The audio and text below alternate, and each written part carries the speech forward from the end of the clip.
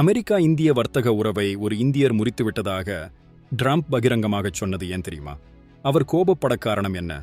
ட்ரம்பின் ஆட்சியில் அமெரிக்க குழு ஒன்று இந்திய வெளியுறவுத்துறை அமைச்சர் ஜெய்சங்கரை சந்தித்தது.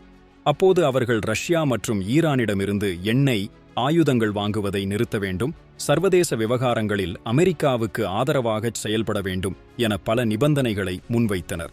ஆனால் அமெரிக்காவின் இந்த நிபந்தனைகள் இந்தியாவின் வெளியுறவுக் கொள்கைகளுக்கு முற்றிலும் முரணாக இருந்தன. இதைக் கேட்ட ஜெய்சங்கர், இந்தியாவின் முடிவுகள் அதன் சொந்த நலன்களை அடிப்படையாகக் கொண்டே எடுக்கப்படும். ஒரு இறையாண்மை கொண்ட நாட்டின் வெளியுறவுக் கொள்கையை இன்னொரு நாடு தீர்மானிக்க முடியாது என்று திட்டவட்டமாக பதிலளித்தார். இந்த ஒரு பதில் அமெரிக்க அதிகாரிகளுக்கு பெரும் அதிர்ச்சியை அளித்தது. அவர்கள் எதிர்பார்த்தது இந்தியா அடிபணியும் என்பதுதான். ஆனால் ஜெய்சங்கரின் துணிச்சலான பதில் ட்ரம்புக்கு தனிப்பட்ட கோபத்தை ஏற்படுத்தியது. அமெரிக்காவை ஒரு வல்லரசு நாடாக பார்த்த ட்ரம்ப், இந்தியா தன்னை ஒரு சமமான நாடாக கருதியதை அவமானமாக கருதினார். இதனால் ஒரு கட்டத்தில் ஒரே ஒரு இந்தியர் இரு நாடுகளின் உறவை அழித்துவிட்டார் என்று பகிரங்கமாக குற்றம் சாட்டினார். இது உலக அரங்கில் இந்தியா ஒரு புதிய துணிச்சலான சக்தியாக வளர்ந்து வருவதை காட்டுகிறது.